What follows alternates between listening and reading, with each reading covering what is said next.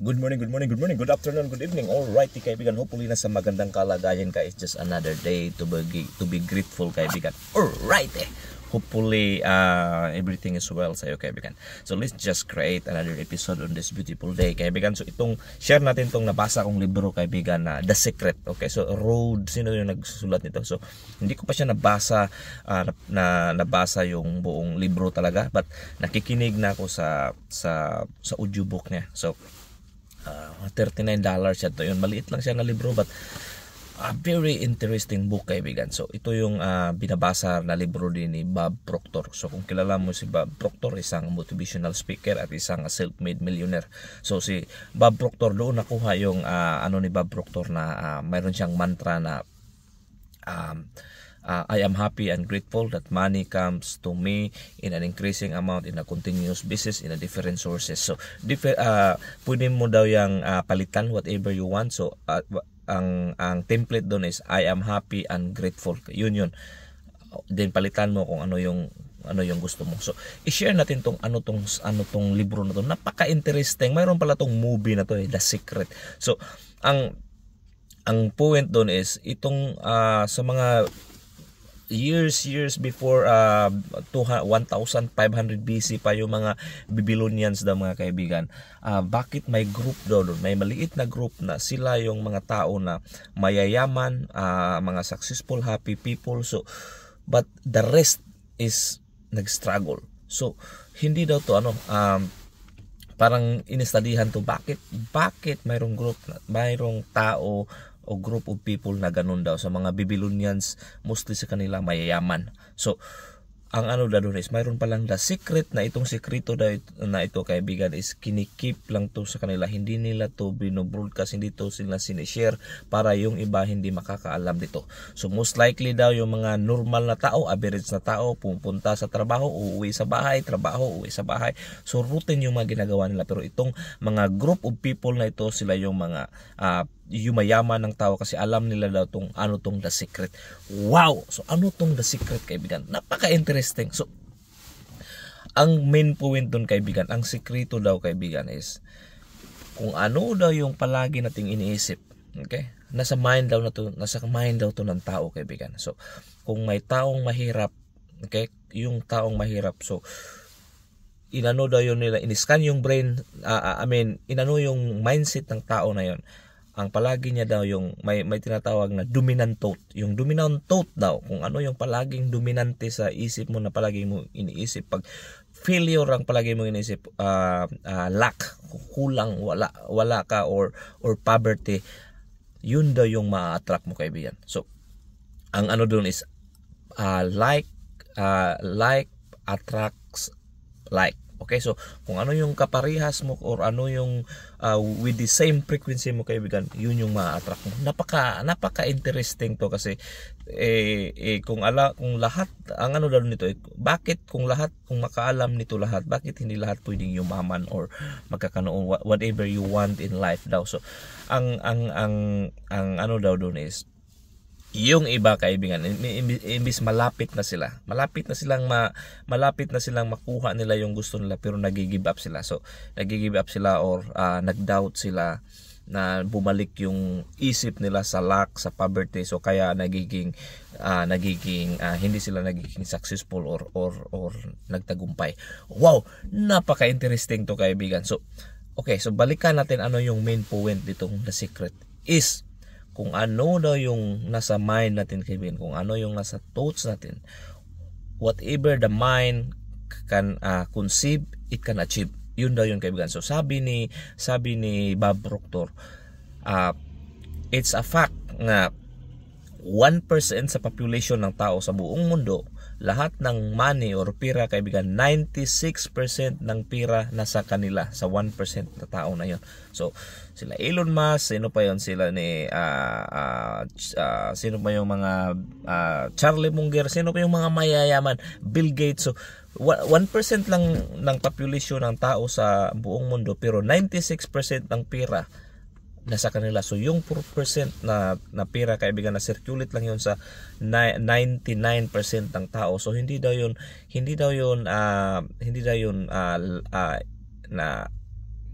Design yun sa ganun kaibigan, hindi yun chamba or hindi lang yun ang nangyari na ganun. Design yun sa ganun kasi yung 1% daw na tao mayroon silang alam na hindi alam ng mga majority, which is yung mind nila, yung thoughts daw nila kaibigan, kung paano sila mag-isip.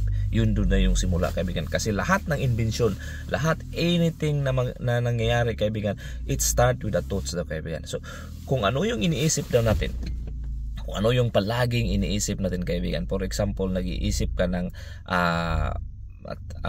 maraming bills, okay, so pag open mo daw sa bills, bills na naman, dito naman yung bills, so yung subconscious mind daw natin kaibigan is hindi niya daw alam is kung ano yung magsasuggest lang magsasuggest yan, or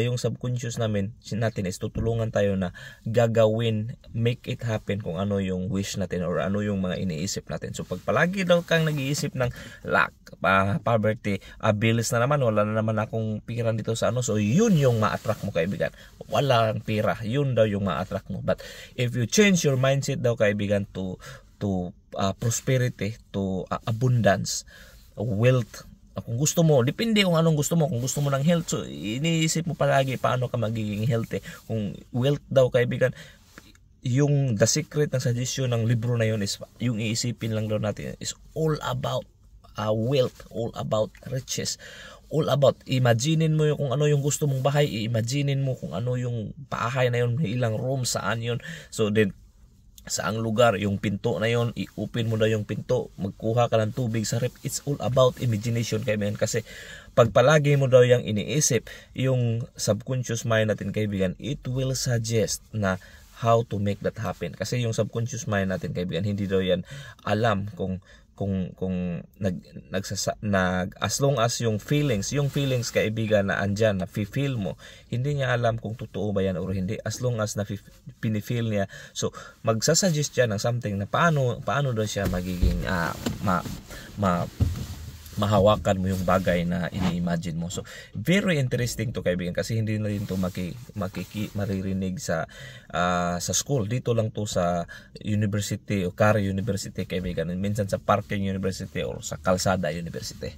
Alright, so di ba, so I'm not sure if what do you think kaibigan sa ano na to, sa theory na itong The Secret. But if you think nasa sitwasyon ka ngayon na hindi mo gusto, nasa sitwasyon ka na you want to change, why not try, why hindi natin subukan tong The Secret kaibigan, kasi ito yun, proven to sa mga successful na tao, itong The Secret. Okay, ano yung sekreto? Yung mind natin, yung ano yung iniisip natin palagi, ano yung dominante na palagi natin iniisip kaibigan, yun daw yung mangyayari, yun daw yung magiging ikaw. So may kasabihan na whatever you have now, okay, kung ano man yung status mo ngayon, kung ano man yung kalagayan mo ngayon kaibigan, it's because the result of your thoughts ever since. So, lahat yan, desisyon mo yan, lahat yan, kung ano ka man yung status mo ngayon, it's because the way how you think.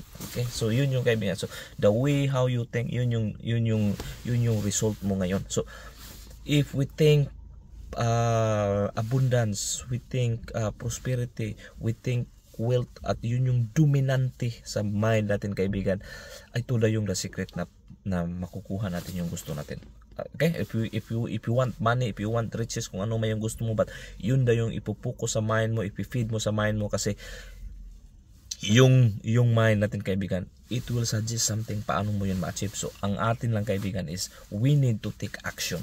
We just need to take action. So iano daw natin to, hindi natin to problemahin kung ano yung idea na mabigay, as long as palagi natin tong iniisip, kasi the universe will provide the idea. Ang atin lang, once andyan na yung idea, magti-take action tayo kaibigan. At first magsimula kung paano i-tweak natin yung mindset natin. So kung tayo iba yung frequency natin kaibigan, iba yung mga iniisip natin, so i-assess daw natin kung ano ba yung palagi natin ginagawa sa araw-araw, ano yung majority na nasa mind natin. Then i-assess natin, kaya pala andyan ka ngayon sa lugar mo ngayon, or posisyon mo ngayon kasi yung mind mo or yung iniisip mo, yun palagi na yun. So, pwede natin yung i-shift, pwede natin yung i-cut, i-reward yung brain daw natin, kaibigan, na i-imagine natin yung ano yung gusto nating mangyayari. Kasi yung tao daw, kaibigan, is palagi tayong ang palagi nating iniisip is yung mga bagay na gusto nating hindi mangyayari. Okay, yun yung palagi nating minuwore, yung mga bagay na hindi mangyayari. Pero yung mga bagay na gusto nating mangyayari, hindi naging dominante sa brain natin. So for example, takot tayong you are scared baka wala kang pangbayad sa kuryente, walang pangbayad sa tuition. Pero yung bagay na yun yung bagay na hindi natin gustong mangyari, pero yun yung palaging nasa brain natin. So pag yun yung palagi nang nasa brain natin, kaibigan, yun yung ma-attract mo. So kung i-change mo daw yan, so for example, hindi ka mag-worry, iniisip mo lang yung paano ka makapag-generate ng pera, para dumami yung pera mo or wealth. So yun din yung may mga suggestion, yun din yung ma-attract mo, kaibigan. So it's very interesting to, kaibigan, na libro na The Secret. So maraming chapter to, kaibigan, isa-isahin lang natin, but ito yung isa sa mga na it could really change sa perspective natin, kaibigan, na yung tayo pala ngayon, kung ano yung resulta natin ngayon or in the future, kaibigan, is it's the way how we feed our mind, kung ano yung dominant sa ating brain, okay, na iniisip natin sa ating thoughts. So it could be, kung nag-iisip ka ng positivity, you could attract positivity. Mag-iisip ka ng wealth, you could attract wealth. If you nag-iisip ka na palagi paano magiging healthy, you could attract health. But if you mag-iisip ka ng poverty, lack, kaibigan, worry, fear, yun din yung ma-attract mo. So may kasabihan, like attracts like, kaibigan. So wow, kaibigan, hopefully may natutunan tayo ngayon at hindi nasayang yung oras mo. So we will just iputol-putulin lang natin tong episode na to, kaibigan, kasi medyo mahaba to na but end of the day, kaibigan, so be careful daw what you think, okay? Because what a mind can conceive, it can achieve, kaibigan. So dream big, at saka rewire daw yung brain natin. Instead of thinking lack, poverty, we think positive, okay? We think mayroon pa doon kasabihan na kung ikaw ay masaya yung mood mo, kaibigan, pag masaya yung mood mo, hindi ka makapag-isip ng negative, kasi imposible yan na masaya ka pero nakapag-isip yung thinking mo negative. Okay, so kung ano yung